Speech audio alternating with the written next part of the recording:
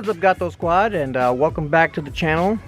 I hope you enjoyed those live streams that I did of the car on the track. New Jersey Motorsports Park is really fun. I really enjoyed. I mean, it's a much more technical track than Pocono is. As you can see, all those turns and things like that. So today I want to give you an update on the car, how it's doing, how it did, and my overall experience at that track day. So let's get started.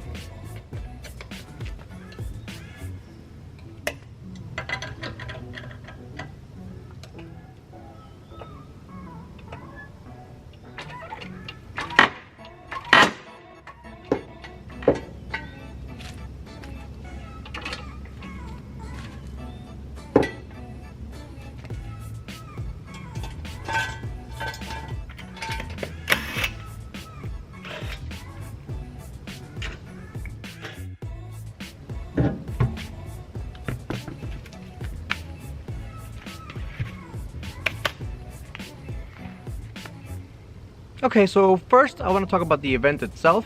It was run by a group called MOE, HPDE, and HPDE stands for High Performance Driving Event, and it was an awesome event. It was run by a really cool group of guys, very laid back. You know, as you saw, everyone's pretty serious about their cars that day. They had a bunch of Corvettes.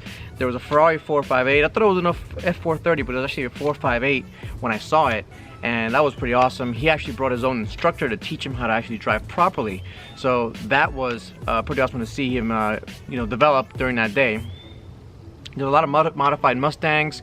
There was a lot of modified cars. There was one actual race car that races in the American endurance racing. It was a 240SX with a 300Z engine in it, and with two drivers that actually drive a lot. You know, one guy said he puts in about 1,000. He's put in about 1,000 laps before. So these guys all had a ton of experience. They take driving very seriously, and it was actually a lot of fun to watch them on the track. Unfortunately, I didn't have the power or the skill to keep up with them, and you know, the tires also not adequate enough to keep up with pretty much anybody. You know, I need more experience, I need better tires, I need better brakes, I need more power. A lot of things, right? And there I go, you know, amateur race car driver already making excuses. So the guys, like I said, very laid back, very awesome. They actually gave me pointers here and there, you know, take this turn right, take this turn here. And the Miata that I followed, she actually does a lot of HPD events as well, and she told me, like, you know, go follow her, and I did. And that was actually pretty awesome to be able to follow her and learn some lines that she took. So that was a lot of fun. The Focus ST driver, Kevin, he was a nice guy. He was awesome. I'm glad he was there.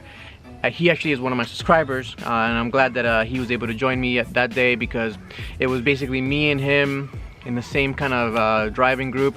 You know, his car is a little bit faster than mine, and our driving skills are about the same. So it was pretty fun to kind of be able to duke it out against each other. So one of the turns after the straightaways, turn one, we were actually in a braking war.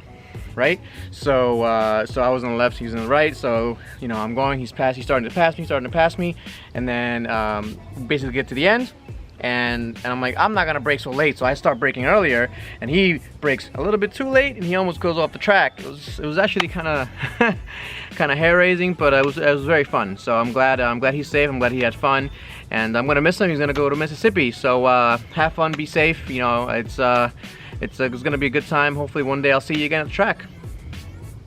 Now, like I said, a lot of professional drivers there, a lot of amateur race car drivers joining in that day. This group runs a lot of horsepower, so most of the cars there, when they turned them on, it was like one of the cars sounded like a NASCAR car. It was a very modified V8 Camaro. So I mean, from the video you saw cars were just blowing by me. I mean, there was no way I could keep up with them.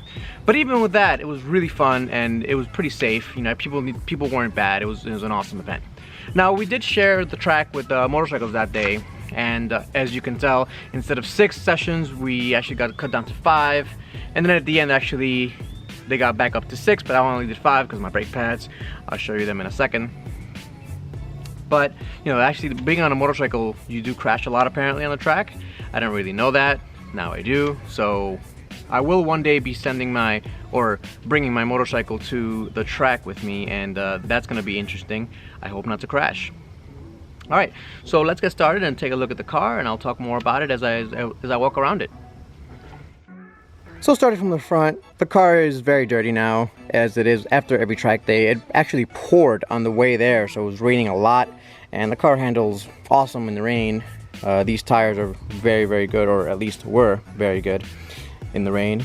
And so let's take a look at the brakes here, and they're doing actually pretty well, the rotors at least. So if you remember the video I showed before, it was it looked pretty bad. So there was a lot of scoring here. So actually the scoring mark right there is pretty much gone, thank goodness.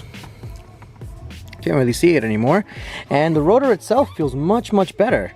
And that has to do a lot with the fact that this track, there's a lot less intense braking. So the reason I had those lines apparently was because on Pocono, there's a long straightaway, and at the end of it, I'm going about 110 miles an hour, 115 miles an hour. I have to brake all the way down to around 30, 40 miles an hour. And doing that, you know, doing that so repetitively will vaporize the brake pad.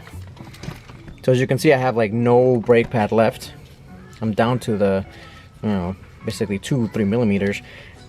I have them on order, they're coming in.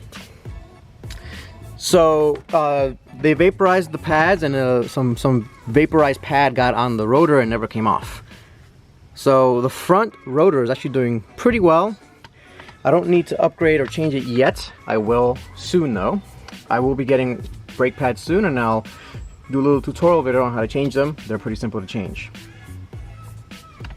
Now the rear rotor, again, remember the scoring that I had there? It's gone, completely gone.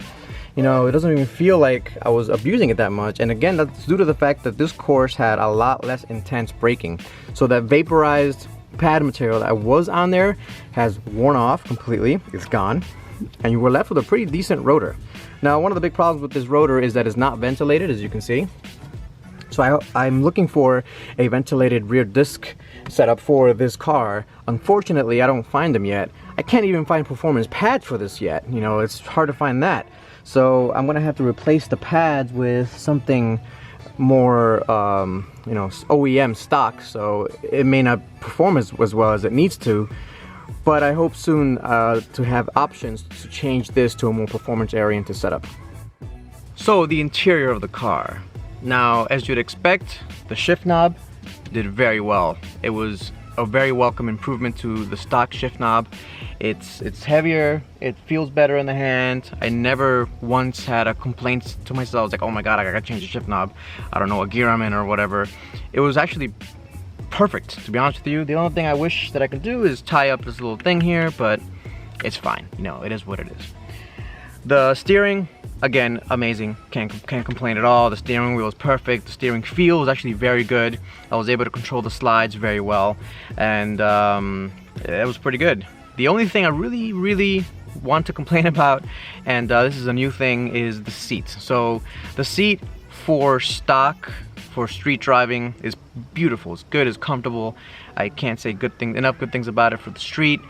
Once you start taking this car out for performance driving, either autocross or track days or racing even, you need to update the seats or upgrade the seats, because the seats itself, you know, the cloth, you're actually gonna slide around. And there were some times where I'm just hanging on by the wheel, you know, getting that turn in, especially the decreasing radius turn that that track has. So you have, you know, I'm turning right, and then there's a, you know, decreasing radius turn. So as you turn right, you have to turn right harder. So I'm already, you know, on the edge of the seat, and then I'm turning right harder, and I'm basically hanging on by my shoulders.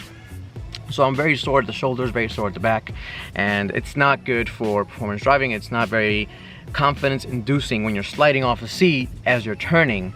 So it did affect me a few times. I'm like, ooh, I'm at the limit of traction, when really the car could have gone much faster. I was just falling off the seat, so I wasn't going any faster.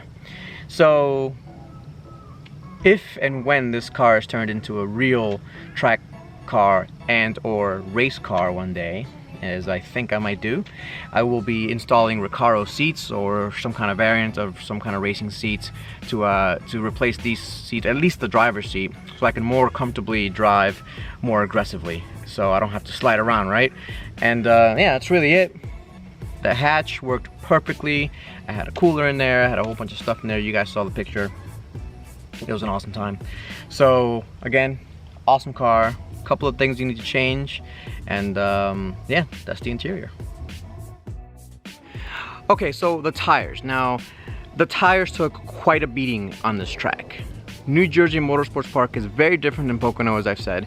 Pocono has very long straightaways, and it's very hard on the engine and on the braking systems because it's accelerating for a long time, and then you're braking really hard, and it has so 2 long straights and not that many crazy corners.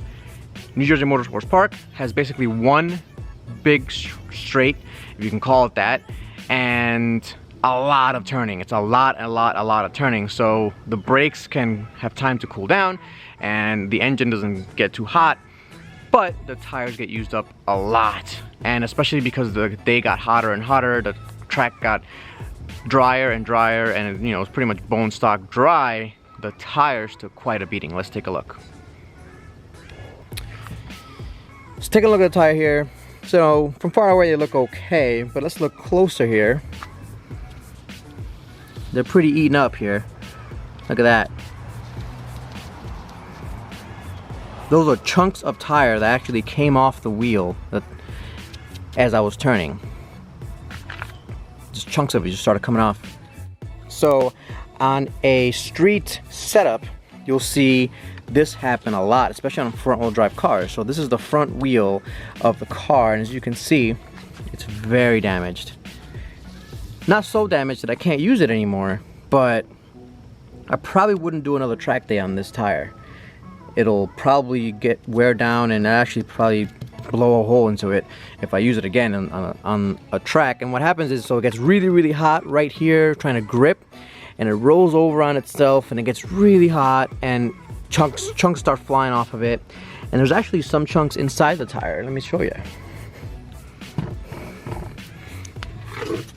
So this is the rear tire. And you see that? That's rubber from the wheel, or the tire. Rubber that melted off and got inside the rim. That's pretty crazy. So the rear tire didn't do so badly. That's again because this is a front-wheel drive car, so all I had to do was grip a bit. Even so, at the track I was actually slipping both the back and the front tires on pretty much every turn. You know, I started getting pretty good at holding the line and learning how to actually control the car, so I was able to slide all 4 tires at once. It was pretty fun actually. So learning how to be able to slide the car, I had throttle on, throttle understeer, and then lift off oversteer, which is awesome. I mean, it's really difficult to do that on a street. You shouldn't be doing that on the street at all, ever. But on a track, you get to play with the car. Really fun, and I learned a lot about the Civic. I'm even more impressed at how it did. You know, the suspension setup is amazing. You know, I really don't think you should even drop it. You know, I was thinking about getting lowering springs, but I don't think you need them yet. What you need is a better rear rotor, some better pads, possibly a Honda tune to get that power up, and really that's really it. For now, at least. So we'll see what I do next. I'm not too sure if I'm going to bring the Civic out to the track anytime soon. It needs to take a break. I'm either going to take the BMW or the S2000 out, and that's going to be fun. But I will be modifying the Civic. It's going to be awesome. I'm going to get an exhaust, an intake, Honda or K-tuner. I'm going to get better tires. Obviously, these tires are shot. New rims and brake pads, and I'm going to be documenting the whole thing and sharing it with you guys. So it's going to be awesome.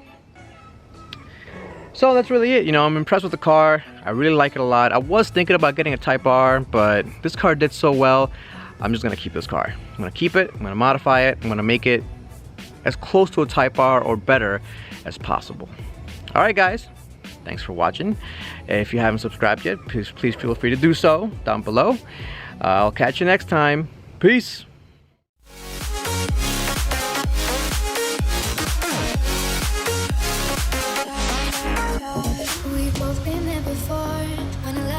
the door. It's a losing game, it's a losing game. But this time it's more than another lot of war. This ain't the same, this ain't the same. They say